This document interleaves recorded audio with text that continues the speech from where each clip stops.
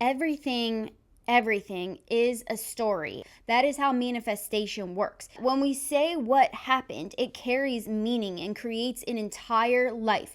Hi, my name is Candace. I'm an astrologer and life coach, and thank you so much for coming by my channel. Today, I'm going to talk about the fact that everything is a story. And when we realize that in real time, in the real parts of our life, we can then be empowered to change our story, change our emotions, change the past, and obviously change our future based on our perception of life. Let's say, for example, there is a dog that attacks a cat. Now, physically, what happened? A dog lurched itself at a cat, attempted to bite the cat. Even with that, objectively, we can all see, hear, smell, taste, touch what's going on in life. But when we say what happened, it carries meaning and creates an entire life. That is how manifestation works. It's what we feel, what we believe, what we say. So, for example, some people watching that might say, the dog attacked the cat. Now, with that comes a whole bunch of implications. However, if you're the dog owner, you might say the dog was defending itself from the cat that was about to scratch its eyes out. Very different narrative. And it goes further than just the situation, because for the people that are team cat, that are seeing that the dog attacked the cat, they might think this dog is trouble. He is a bad guy. He has anger issues. He shouldn't be here. He doesn't belong here. I don't like that dog. And even rippling further, it could say, I don't like the people that hang out with that dog. I don't like the people that own that dog or the ones that are nice to that dog. And then we start to build an entire worldview around our opinion of that dog and who he is by virtue of what we saw, perceived, and chose to write the story of what we think happened.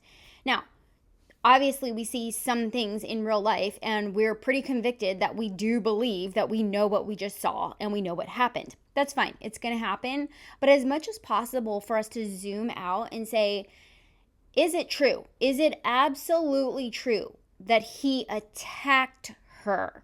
Or that this person on TV is the good guy and that person is the bad guy, or in the workplace or in the family. So stepping back, that's the key to everything. And if you can do it in the moment, amazing. You've reached peak level. But if you can do it in arrears after the fact, that's also great too, because evolution is a process. And that's what we're here for. That's my belief, that we're all here to be of service to one another, to love, to find joy, and to continue evolving, always growing. So back to the example, for the people that are defending the dog, team dog, or the dog's owner, they're going to say the same thing about the cat that the cat people were saying about the dog. So now we have this friction. And no matter which person in this story, that's not even necessarily in the story, but they're perceiving and watching something play out in life, they have an opinion and have formed a story that now is a real live entity and energy that carries weight in their field, in their story, in their makeup. I'm going to go about the rest of my day and I'm going to just be bothered by that dog, or I'm going to know dogs are just bad. I'm going to stay away from dogs. In fact, I think I'm going to go on a crusade talking about dogs. Or it might just be like a little chink in my armor where because I feel there was an injustice and I feel unresolved, I now don't feel as whole and as good in myself. Now imagine that we're all perceiving 1 trillion things per day of our life, times the amount of days we've been alive. And all of that is just loading into our atmosphere. This is fair, this is not fair, these people do that, this group does that and they shouldn't and they need to change. And this happened a long time ago and I'm going to carry it forward, that an entire nation or group of people is the worst. We're surrounded by the narratives from others who benefit from us carrying some of these perspectives. And so that's why I said in the beginning that you can take back your power when you start to understand that as humans, we're here to make meaning out of things, but we're in complete control of the meaning that we give something. So now, in that same example, what if Team Cat people were to say, you know what? I don't know that dog's story. That dog, although they shouldn't have jumped at the cat, they might be getting abused at home. They might not have eaten in 5 weeks. And that cat might have been instigating him.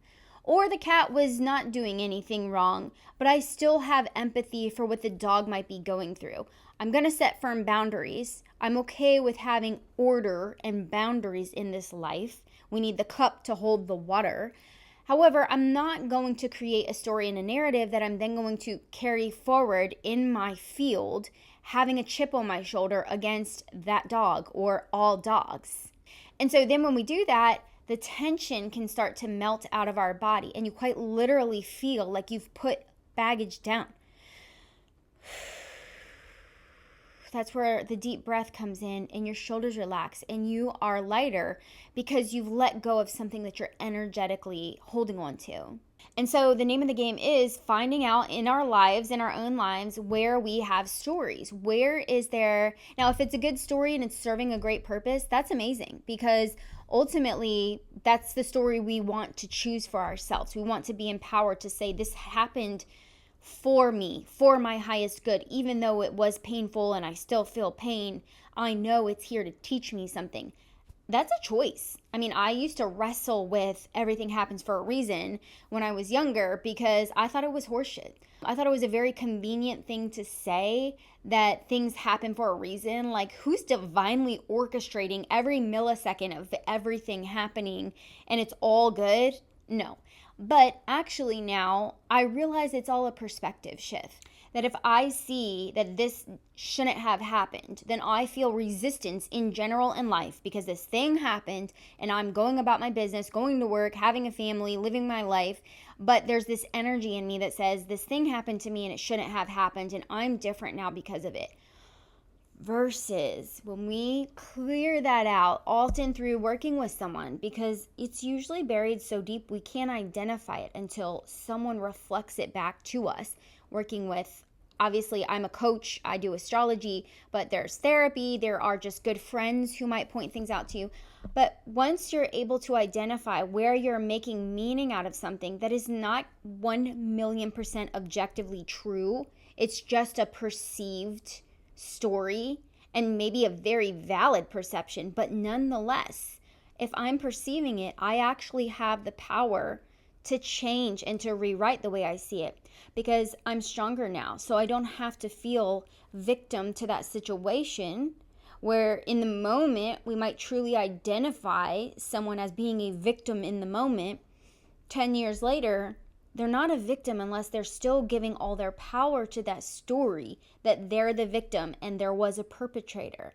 So for example, the cat. The cat might be saying, this dog victimized me, but the cat is not taking anything positive away from that, and therefore they're just living with this victim mentality. And how does that serve them? I mean, there's really no going back in time. So how moving forward does carrying a story of victimhood help that cat?